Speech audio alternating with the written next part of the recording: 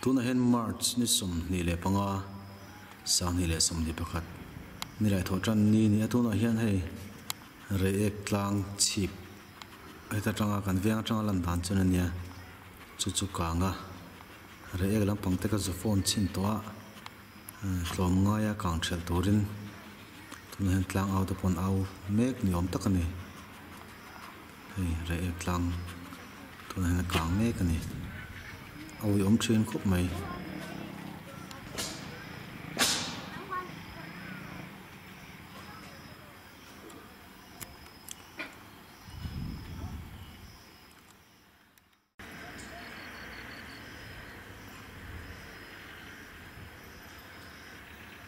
ri han puak cheng ma hi hret phak lawa hlal tuka akang na sa ne hi ma se he lai ta bai chu al sang om he me zatam kar dana tanga la ka ni he tian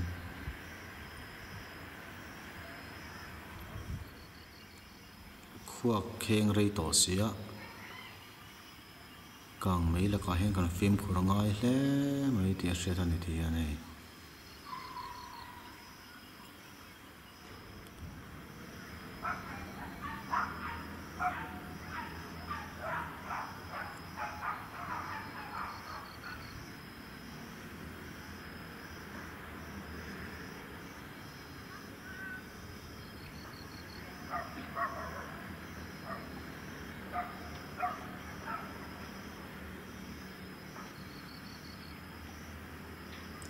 turu hlep mai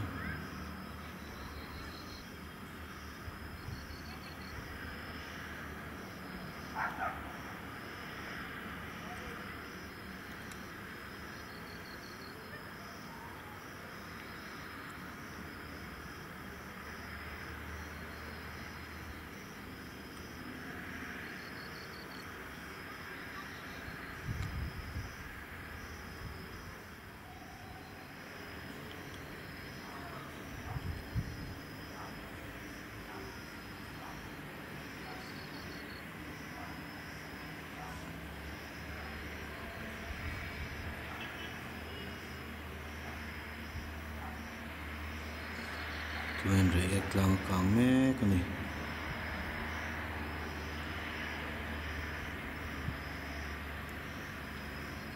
turu khop mai